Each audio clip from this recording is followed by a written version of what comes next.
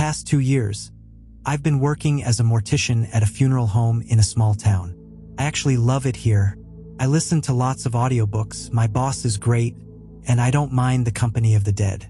They're quiet and they're not trying to sell me something, which is a lot more than I can say for most of the living. I also feel like preparing the bodies for burial is an act of respect, a service to the community, something that gives my life meaning. Without a doubt, working here was the best job I'd ever had. Until we started getting the smiling corpses. I don't know when it started exactly. 3 weeks ago, I think, although time has been passing strangely since it all began. When it started, of course, not all the bodies were smiling. It was just 1 or 2. Then we started getting more and more of them, and everything began to spiral out of control. To be clear, yes, I know that sometimes the deceased appear to be smiling slightly. Sometimes their facial features are built that way, sort of a resting happy face. Sometimes we even turn their lips up a little to make their faces seem more familiar, more alive, instead of the cold mask of death. But these bodies weren't smiling slightly. No, they were full-on grins, stretching dead skin to the corners of their mouths. They were grotesque. The first one came on a cold, rainy day. Her name was Amber, and she was 31 years old, much younger than the bodies I usually worked with. She died of a sudden blood clot. As much as I liked my job, I hated dealing with the younger ones. Before I even unzipped the body bag, I was imagining the small children she may have left behind, the aging parents grieving their daughter, the friends and family mourning a life gone too soon. I extinguished the thoughts and got to work. I turned on the light, rolled the steel bed a little closer to me, and reached for the body bag's zipper. But when I unzipped her, I froze. She was smiling. Her lips were pressed tightly together, covering her teeth, and the corners of her mouth sharply curved upwards. An expression like that wouldn't just require you to move your facial muscles, it would require you to hold them like that. I quickly unzipped the rest of the bag. But she was definitely dead. Her skin was as white as marble. Her eyes were closed. Her lips were blue. What the fuck? Maybe she was somehow alive? Hands shaking, I gently touched her lips, then her cheeks. Her skin was so cold. I reached into the body bag and pulled out her bony wrist, checking for a pulse. There wasn't any. Now, if I weren't a mortician, I'd be thinking, no big deal, she died smiling and rigor mortis set in. But I knew that was impossible. Rigor mortis takes hours. If she died smiling, her face would naturally relax into a neutral setting before everything went stiff. I stood there, my head spinning. There was no way she was alive. But there was no way she could be grinning like this, dead. Not knowing what else to do, I called my boss in. He looked just as confused as I was. Maybe she had some sort of deformity, he said, and this is her natural expression. I don't think so. The next theory was that the coroner was doing it before the bodies got to us. Maybe it was a prank, or maybe he thought he was helping us, making the bodies look a little less dead. He was a bit odd, so it wasn't out of the question. But even if he made them smile, the smile would fade before they got here, I pointed out. That kind of smile, with her lips covering her teeth like that, requires the muscles to stay flexed. Alan didn't know what to say to that, so he excused himself to call the coroner. When he came back, his expression was grim. Jack said she wasn't smiling when he was doing the autopsy. Dread flooded me, like someone had just dumped a bucket of ice water over me. So the smile had happened after she died? On the drive over from the coroner? That's impossible, I said, my voice wavering. I know. Who else had access to the body? He shook his head. No one should have had access to the body, except us, the coroner, and the drivers who delivered her. Well, fuck. We made a few more calls to police officers, medical examiners, even a few EMTs, but no one knew what we were talking about. And the body had been securely locked away after the autopsy, according to the coroner. It looked like no one had tampered with the body. So, maybe it was just something about Amber. Something congenital, some sort of disease or something, that her mouth turned up in a smile several hours after death. I knew it made no sense, but what else was I supposed to tell myself? That some demon had possessed her dead body and made it smile? That a ghost was holding up the corners of her mouth? Nothing made sense. What should I do with her? I asked Alan. Set her features like normal, I guess, he replied. Call me back if there's anything else. Weird. Then he turned on his heel and walked away. So that's what I did. After pacing the room a few times to calm myself down, I walked back over to the body. I positioned my index and middle fingers over the corners of her mouth, and in one swift motion, pushed down. Something felt different. I poked and prodded her cheeks, frowning. Usually cheeks are soft, with the cheekbones and jawbones giving them structure. But her cheeks felt firm all over, like they had their own internal structure somehow. Maybe she had work done, like fillers or Botox, I thought. I poked and prodded some more, but that only confused me further. Something just felt off about the way her bones and facial muscles were all fitting together, just underneath the skin. I called Alan back over. Does her face feel weird to you? He poked and prodded at her face as well, frowning. A little bit, he said finally, but not abnormally. Could be plastic surgery. That's what I thought. Hey, maybe that's why she's smiling. I mean, it's possible, I guess? He replied. Then he left, and I was back to setting her features all alone in the morgue. My fingers worked over her cold skin quickly, trying to get the whole thing over with as fast as possible. But the more I worked, the more time I spent with her alone in this room, the more panicked I became. Suddenly, I felt dizzy. I couldn't breathe, couldn't get enough oxygen. My legs felt weak underneath me. I was on the verge of a panic attack. I stepped away from the body, forced myself to take a deep breath. Name 5 things you can see, I told myself. Cabinets, hand sanitizer, scissors, linens, and Amber's dead body. This grounding technique wasn't quite as effective when I was in the morgue room. I'd never had a panic attack here before. The bodies had never bothered me like this. I was always able to dissociate it from the person who lived in it. I was always able to convince myself it was just dead flesh, just something left behind, no different than the strands of hair and dead skin we leave behind when we're alive. But this time was different. The grotesque grin, pushing my fingers hard into her flesh, forcing her mouth to turn down. Something deep inside me snapped. I took a few more minutes to collect myself, taking in deep, calming breaths. Then I forced myself to continue working. I walked over to the cabinet, got out the clear thread, and started to sew her mouth shut. You had to. Otherwise, their mouth would loll open and look weird. I'd forgotten to do it once, and it was the only time Alan yelled at me. But as I worked on the stitches, I couldn't stop picturing Amber's grin, and I felt like there was more resistance from her lips than there should have been, or was I imagining it? The needle slipped against my fingers, but I forced myself to keep going, even though my heartbeat was ratcheting up again. I ran a comb through her dyed blonde hair, arranging it with my hands. I swirled a brush into pressed powder and swept across her cheeks, her forehead, her nose. I chose a nice, natural, peach-colored lipstick and applied it to her lips. Then I was done. I put the final touches on her face, poking and prodding here and there, and then it was over. I stepped back and gave her a final look. Honestly, I'd done a pretty great job. Her expression was perfectly peaceful. She almost looked like she was asleep. Then I left the room to grab the pair of earrings that the family left for her. As soon as I put them in, I'd be done, and I'd never have to look at this woman ever again.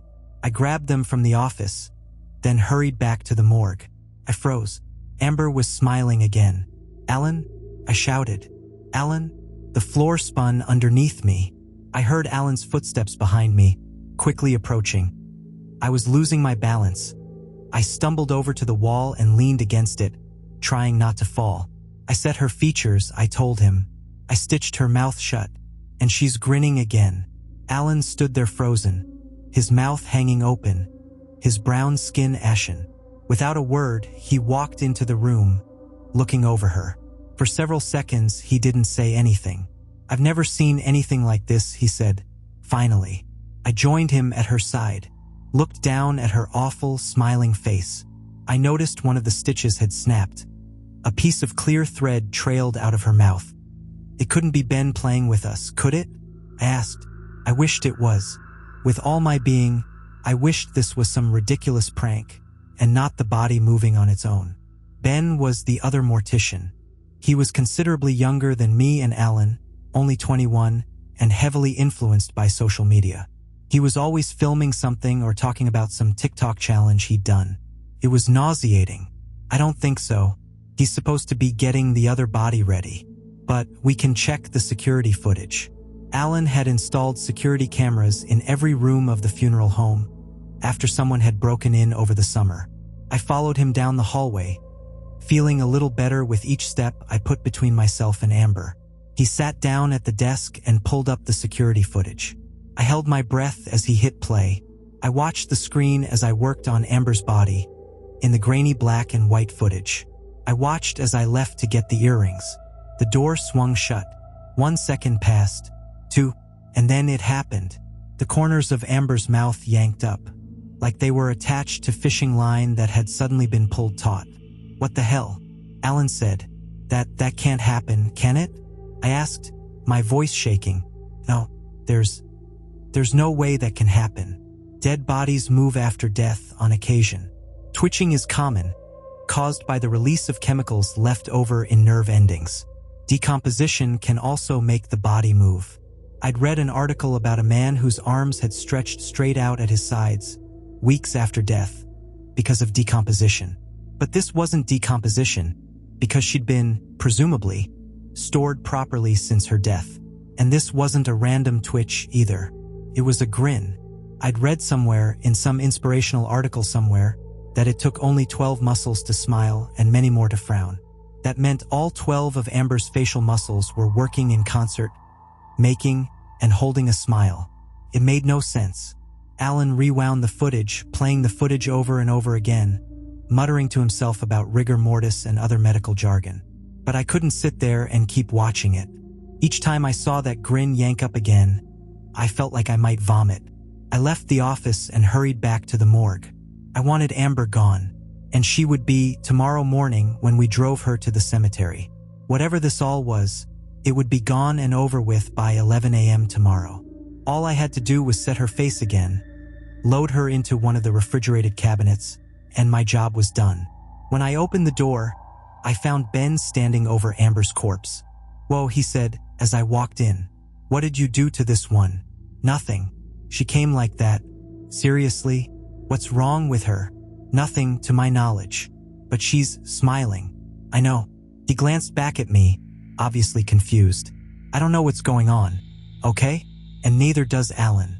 She looks like she's grinning, and when I set her face, she went back to grinning. Her face just does that, and we don't know why.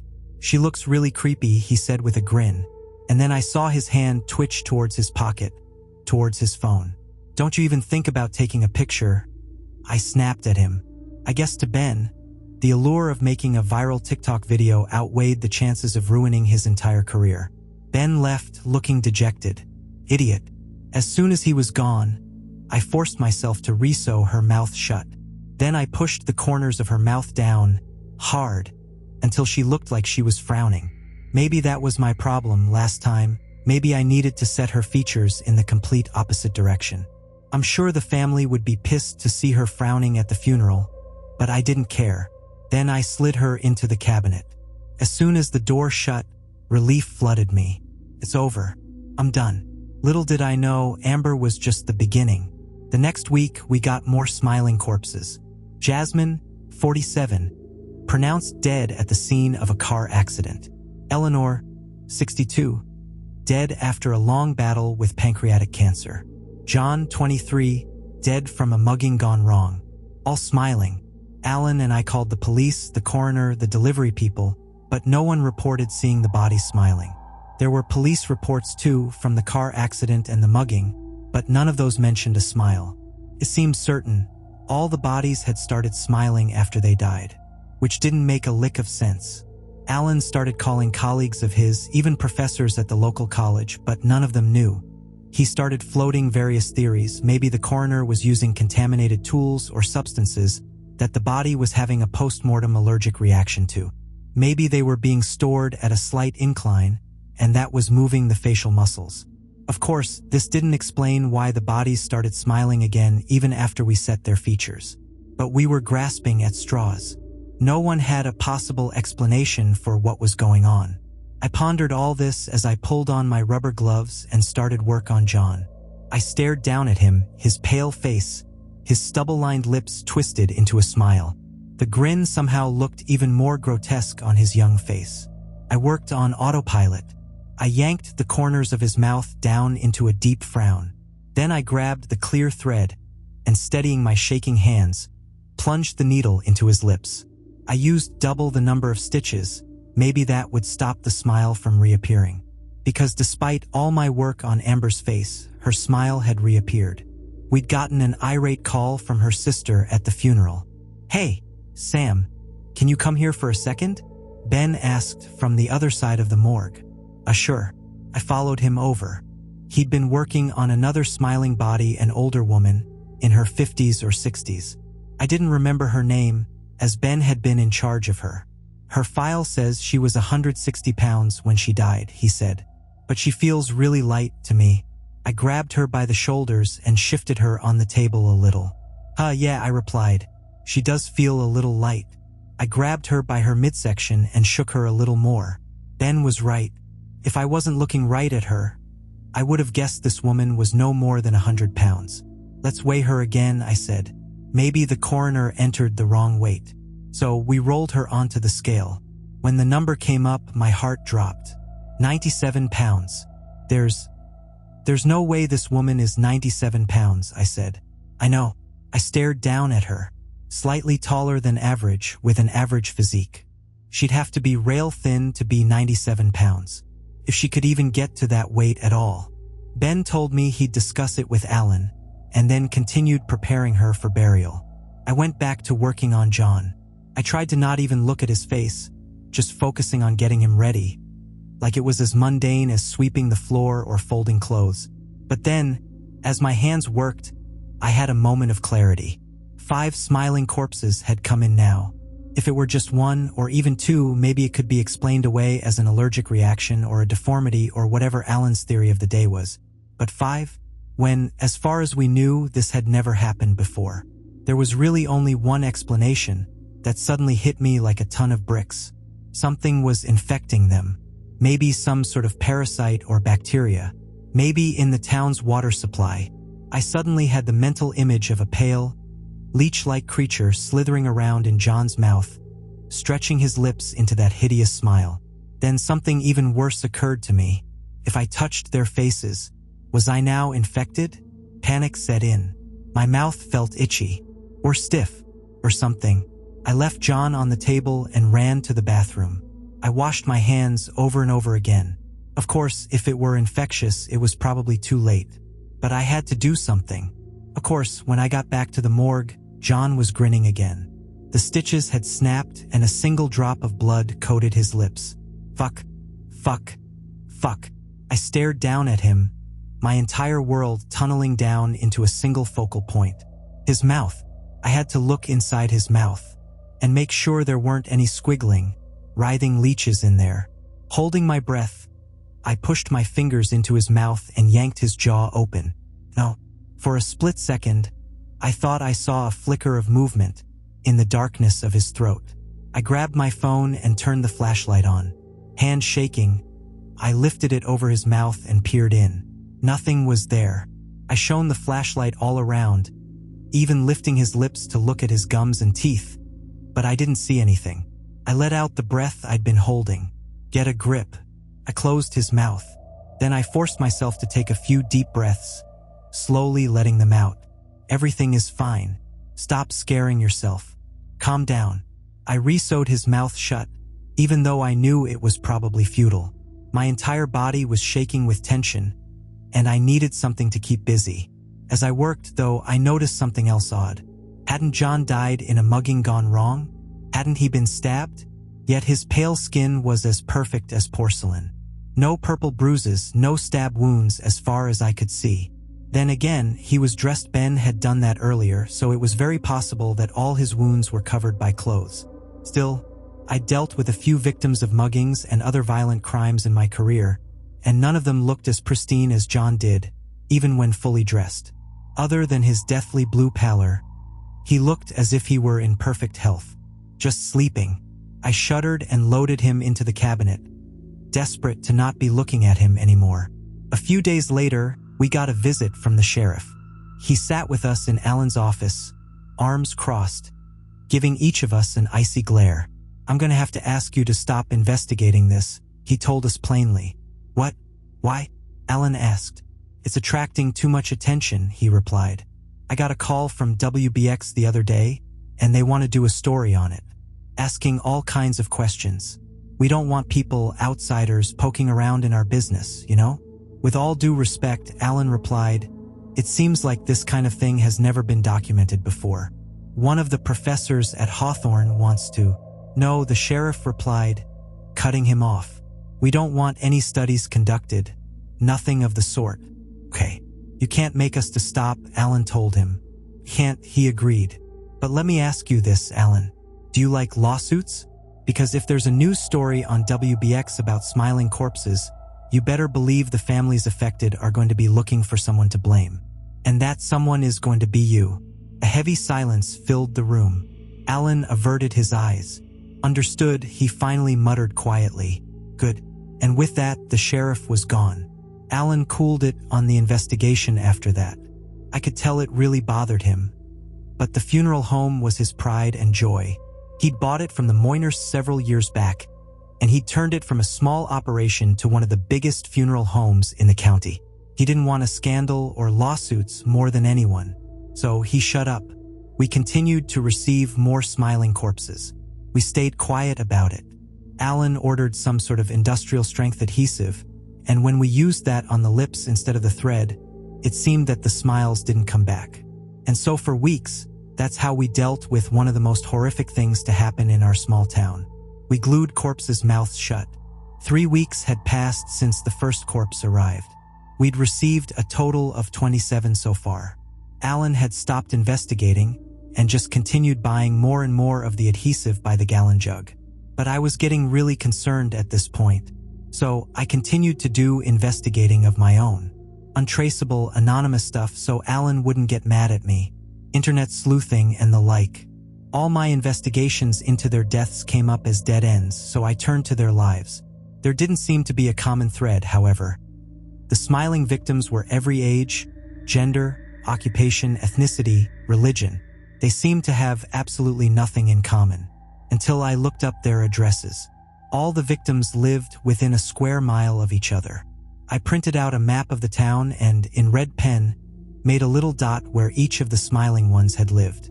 They formed a cluster on the west side of town, with several of them coming from the same street. The street bordering the woods of the state park. I uncapped the red pen and wrote the date above each dot. Not necessarily their death date, but the date we'd received the body from our internal records. That's when I came to a horrifying conclusion. The first several bodies, including Amber's, had come from that street. The next bunch had come from the streets surrounding it. The most recent ones, however, had come from the areas furthest from that street. In other words, it was spreading. The nexus was that street, with the smiling corpses spreading outwards towards the rest of town, like some sort of virus. What the hell? The 3 most recent ones had come from only a half-mile away from the funeral home. I explained all of this to Alan in his office, in a near whisper with the doors closed. "The spreading," I said, pointing to the map. "You're not supposed to be looking into this," he said angrily, although I had a feeling his anger was more about the sheriff than about me. "Look, I'm sorry, okay? But now that I know this, we have to do something." "Do what exactly? Tell the police? Like they would actually help us?" He scoffed. "And it doesn't seem like it's actually harming anyone. Clearly, it's not killing people because all of them had a legitimate cause of death. Like a lot of the smiling bodies, they're from people who died of cancer. So what? This thing is causing cancer? I don't know, but this isn't a coincidence." Alan buried his face in his hands and let out a groan. "If we tell everyone, there's going to be a panic, and I might go out of business. So what? We just keep it a secret?" I asked. "I don't know. I honestly don't. I've never come across anything like this." He let out a sigh. "Just give me some time to think about it, okay? A few days. We'll figure something out." I left his office disturbed. Alan always did the right thing, even when it meant his business suffering. I remember last year, our car had gotten into an accident while transporting a body and it had gotten a little damaged. He could have easily said the bump on her head was there when the body arrived, or tried to cover it with her hair and hoped they didn't notice. But he told them the truth, that we didn't package the body correctly, and there was an accident. We lost half of the funeral expenses, but Alan believed in doing the right thing. Or so I thought. We couldn't just keep this a secret. Something awful was happening here, and it was spreading. So I decided to take matters into my own hands. I drove down to that area of town myself to see if there was anything I could figure out. I wouldn't get out of the car in case there was something in the air. A virus, a pathogen, fungal spores. But I would drive around and see if anything struck me. The street was within a wealthy neighborhood, a development of McMansions that had been built last year. I kept the heat off to not let any sort of pathogen into the car and continued driving. It was only 9 o'clock, but everything appeared closed. Neon signs for gas stations and convenience stores glowing brightly in the darkness. Everything was still silent. Then I drove up the hill and turned onto the street. I stared up at the houses. They were so sterile and harsh-looking, white with trim and gutters painted black. The wood between the window panes was painted black too, making the house look more like a prison than a home. I'm not sure whether it was the wealth of the place or some sort of sixth sense, an instinctual feeling, but I felt unwelcome, like I was trespassing, like everyone in these houses was watching me, watching the beat-up sedans scutter along their pristine streets. I need to get out of here now. I could turn around in a driveway, but I felt like that could provoke someone. My headlights would be shining right in their windows. The cul-de-sac was only about 10 yards ahead of me. Anyway, when I got to the cul-de-sac, however, I froze. There were no houses here. Instead, the entire area had been cordoned off with chain link fence. A sign hung from the metal, reading in big red letters, "Keep out." I rolled the car forward to get a better look. The site had clearly been prepared for building. Sure, the grass was long, but there weren't any trees, and the area was unnaturally flat. Within the fenced-in area, I saw 2 large, rectangular holes. The basements had been dug out already, the foundations ready to be poured. But the developer had abandoned them. Why? This development had been in high demand. I'd driven past this area of town while they were building it, and the starting price of the homes had shot up more than 50% between breaking ground and finishing the last house. So, if the demand was there, and there was money to be made, why did they just stop? Maybe they found something, I thought. Maybe they dug up something. Maybe they dug up a parasite or virus or some other kind of pathogen. I'd read that climate change was causing ice to melt in the Arctic, and it was releasing pathogens. Wasn't there some outbreak of something in Siberia several years back? Who was to say there weren't pathogens under the ground, too? Laying in wait, dormant until someone dug them up? I desperately wanted to get out of the car and take a closer look. But I knew that would be a really bad idea. So, I inched the car forward until my tires bumped the curb. Then I flicked on the high beams. I froze. The dirt wall of the left hole looked disturbed. The soil was rough and dark, rather than smooth and crusted over. Just an animal, I told myself. Probably just a raccoon or something that fell down there and was scrambling to get out. Even though I told myself that, I hit the gas and sped home as fast as I could. It took me many hours of internet sleuthing to find out any information, but I finally did. A few random posts on local websites claimed the building sites had been abandoned because the soil had too much clay in it, or the rock underneath wasn't structurally sound. But there was one post on a local forum last year that I would have easily dismissed as a conspiracy theory if I hadn't been dealing with smiling dead bodies on a day-to-day basis. Did you know they found this really weird dead animal where they're building those big houses by Johnson Park? My husband's cousin works on the construction team. He said when they were excavating, they found this dead animal. Except it looked like nothing he'd ever seen. A really long, thin body and bluish-white skin like a cave creature or something. Like our very own Montauk monster. I stared at the computer screen, stunned. That was it. That thing must have died from whatever the pathogen was. And when it was dug up, it infected someone. Patient 0.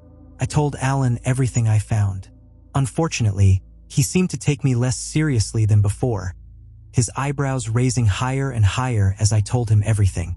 So, you think the construction workers dug up this monster and then it spread some disease to them somehow? Yeah. Did any of the construction workers die? I frowned. She didn't say anything about it. But, like you said, the pathogen doesn't kill people. Yeah, but wasn't this last year? We would have been getting smiling bodies for months. Then, if what you're saying is true, I think they only broke ground on the last 2 houses recently. Besides, maybe it has a dormant phase or something. Alan sighed. I mean, I suppose everything you're saying could be true, but it sounds extremely far-fetched. I know. I'll think on it. Promise. This time, his tone sounded sincere. But right now, we've got to get back into work. A few bodies arrived today, and one of them is smiling, so good luck with that. I bought new adhesive, by the way. Extra strength. I got the message that this was the end of the conversation, loud and clear. Reluctantly, I walked out of his office and headed back to the morgue. Ben was already in there working on someone else. He glanced up at me and grinned. Left the smiling one for you, he said. Oh, great, thanks, I replied, rolling my eyes. This day was just getting worse and worse by the minute. As I flipped through the man's files, however, I felt a rush of relief. He's supposed to be cremated, I told Ben. Oh, cool. I rolled my eyes. Ben loved the cremator. For some reason, not many people in Clearwater chose to be cremated. Whenever one did, Ben got excited.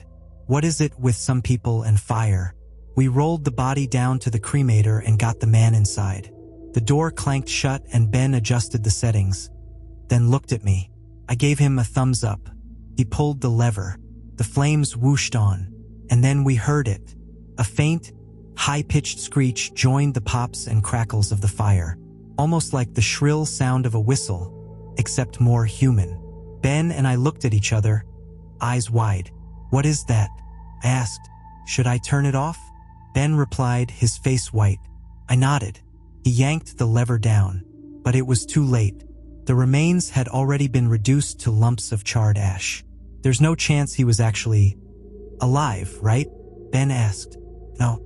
For the first time, he looked utterly panicked.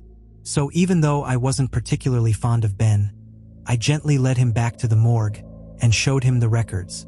The man had died several days ago and been stored in a refrigerated cabinet. There was no way he could be still alive. Ben, relieved, excused himself for an early lunch break. I sat there alone in the morgue, phone in hand, swiveling gently in the chair. Something was bothering me, though I didn't want to tell Ben. First, even if the man was dead, there could still be a parasite alive inside him. Could things like leeches and tapeworms make noise? A quick search told me yes. There was a 3-centimeter marine worm that lived off the coast of Japan, for example, that could make loud popping sounds. But there was something else bothering me, too. We usually leave the bodies in the cremator for 2 to 3 hours. Because while the soft tissue gets reduced to ash pretty fast, the bones take hours to fully carbonize. The remains we pulled out should have been a skeleton. Instead, they were just a pile of ash. How did an entire skeleton burn up so fast? I spent the rest of the day sneaking away on my phone, researching, but everything seemed to reach a dead end. I raked through the entire 10-page forum thread, where the woman had talked about the body found at the construction site. But my faith in her story started to flag. On page 3, she linked to her blog post, which was filled with both obnoxious ads and talk about aliens. She claimed they'd found metal scraps at the construction site too, burned and twisted. Our very own Roswell incident. I sighed, shaking my head. I then did a ton of searches whether certain pathogens or parasites could alter bone density. The whole thing about the skeleton not burning up seemed like the only fact I could cling to. It wasn't a gray area. It was black and white. The bones burned up when they shouldn't have. That didn't come up with much, though. Most parasites were uninterested in bones. I got out a piece of paper and wrote down everything I knew so far. The convergence of cases on that one street, the weird construction site. The smiling bodies, which had other abnormalities. Not bruising, weighing less than they should, and burning up faster. After that, I wrote down everyone involved. The police, the sheriff, the coroner Jack, the delivery companies, and the three of us Alan, Ben, me. Several more searches only produced one interesting fact. That was probably more of a coincidence than anything else. The man who led one of the delivery companies was named Elias. The guy who worked on the construction site mentioned in the forum posts was also named Elias. A spark of an idea lit within me. Could Elias be patient zero? Hard at work, I see, Alan said when he found me sitting in the morgue, staring at my phone. Oh, sorry, I said hastily, just taking a quick break. He didn't look happy. But, well, it was true that I'd spent a good part of the workday on my phone. Sorry, I said again. No, it's fine. Listen, we have a delivery on the way, but I got to get home. Jay's got a fever and stuff. Can you stay? I guess so. Did Ben already leave? Yeah, he cut out 10 minutes early, Alan said with a sigh. Anyway, they should be here by 6. If they're not, you can just leave. And if they're mad they have to take the body back to the coroner, that's their problem. I think the power's out in a few places, though. There was some bad thunder earlier. Yeah, well, another sigh. Anyway, I'll lock up and everything. All you need to worry about is getting the body in. I'll pay overtime, of course, too. Sounds good. Alan left, and then it was just me, alone in the funeral home. Great. I sat by the window, waiting, watching the rain pound on the glass. The street and sidewalk glistened red, reflecting the myriad of taillights from all the braking cars. I saw a couple hurry past, angling their umbrella in front of them to try and block the rain. As the woman glanced up at our sign, she scrunched her face in disgust. We usually didn't get pedestrians here, even though we were just off Main Street. People didn't like being reminded of their own mortality. And then the delivery arrived. A sleek, dark van, rolling into the driveway. My heart pounded as I realized the text on the door read Everson Delivery Services. That was the delivery company Elias ran. I hurried downstairs. The funeral home is on a hill, and the back door is on the basement level with the morgue. Alan thought it was so convenient, but I thought it was a nuisance, going up and down stairs all the time. When I finally got to the back door, the two men were already rolling the body out of the back. Thanks for waiting, the shorter one said, smiling at me. Hey, can I ask you something? You work for Elias, right? His smile instantly dropped. We've been getting some bodies that have been... Smiling, I continued in a hushed tone. Have you seen them? Nope, haven't seen anything like that, the taller man replied, shaking his head. Do you happen to have Elias's phone number, by any chance? The two men exchanged a glance. Sorry, can't do that, the shorter one said. Why not? He's a very private person, the taller one said, rolling the cart down the ramp. But, here you go, he said, cutting me off. Then the two men hurried back into the van. They quickly pulled out, sloshing rain everywhere, leaving me alone with the body. That was weird, really weird. Usually the people handling the delivery always roll the body into the morgue for us. Common courtesy in the funeral home world.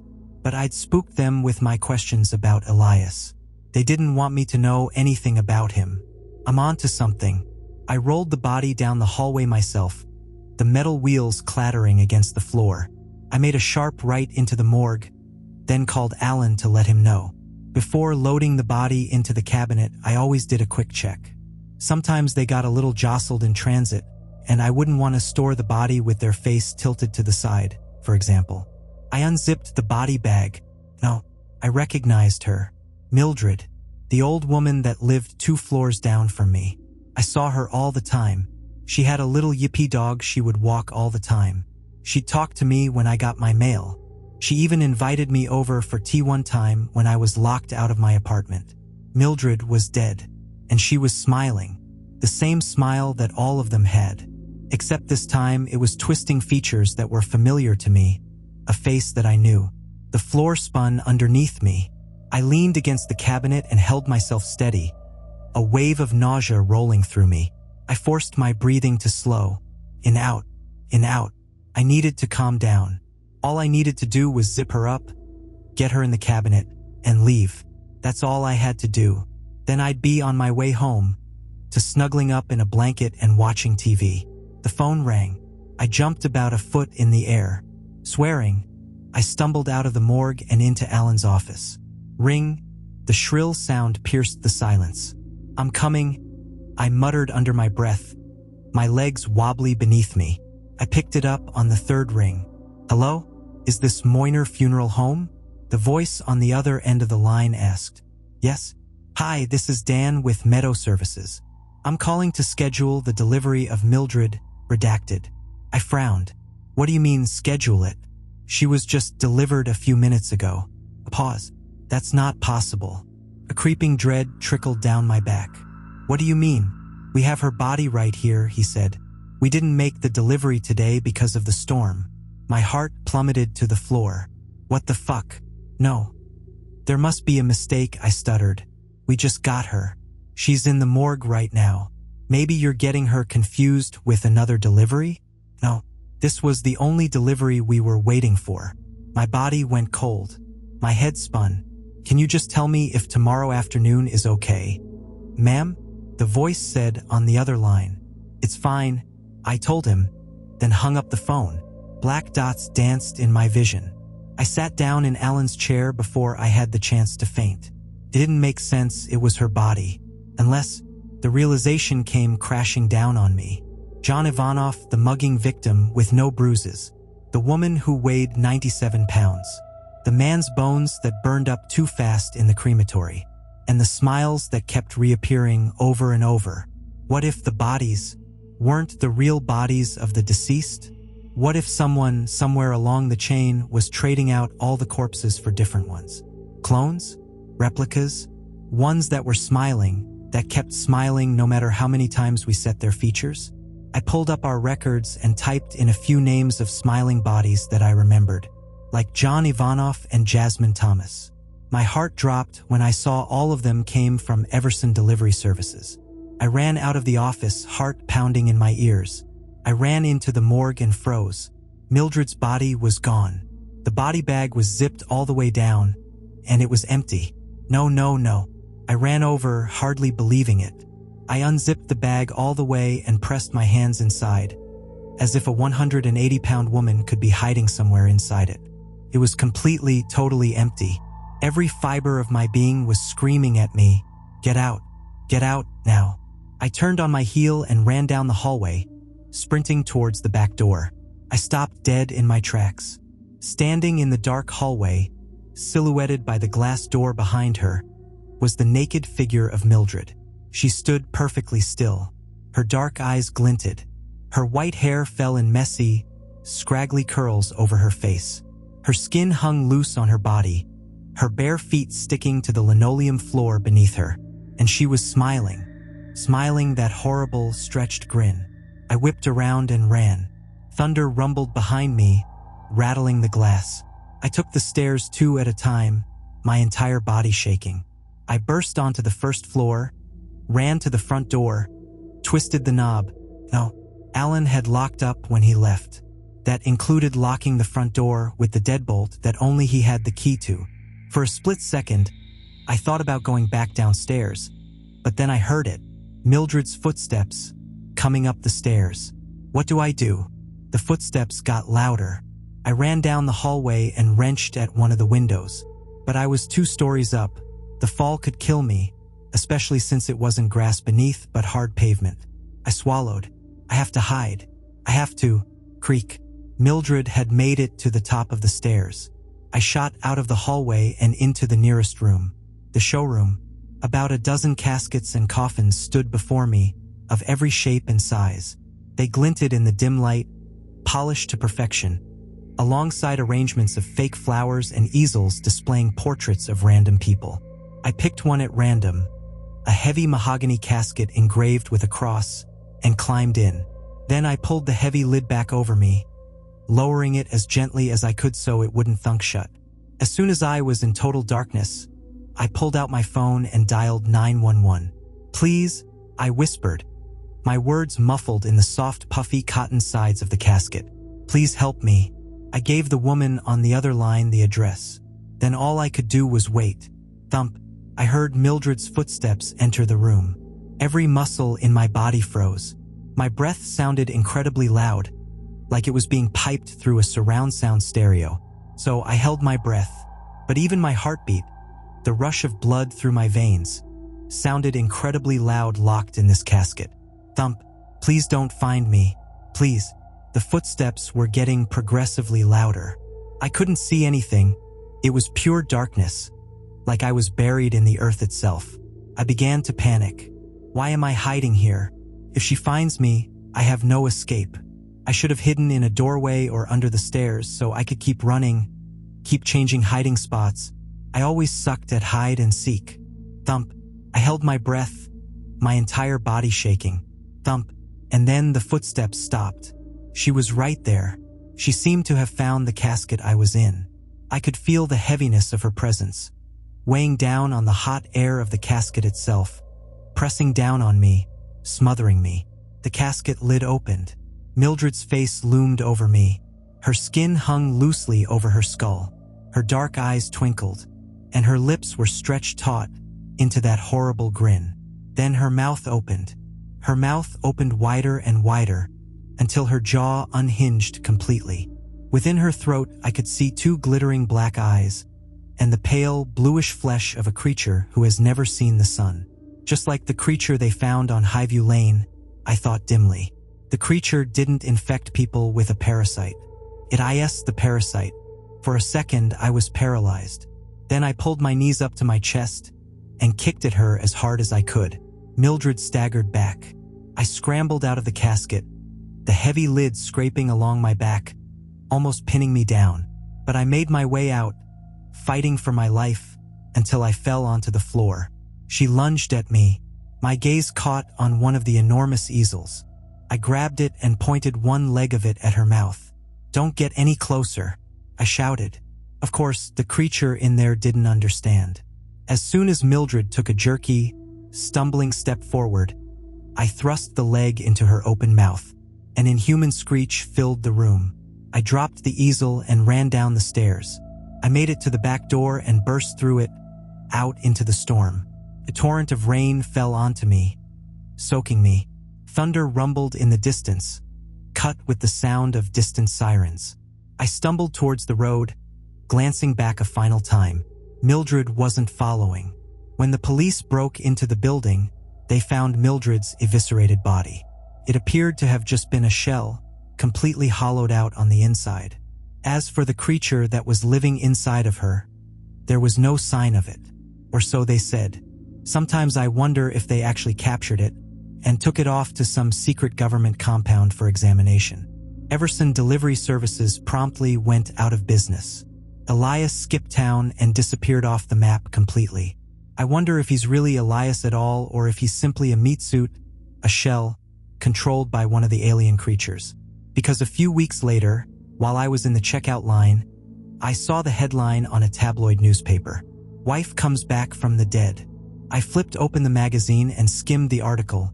It claimed the woman had been dead for over 24 hours and spent the night in a funeral home. I stared at the photo of the woman, glossy on the page. She had her hands together, like she was clapping, and her mouth was open in a shout of joy. Maybe it was just the low-quality ink the crappy paper tabloids use, but I thought I could see a strange glint at the back of her mouth. Maybe it was just my imagination.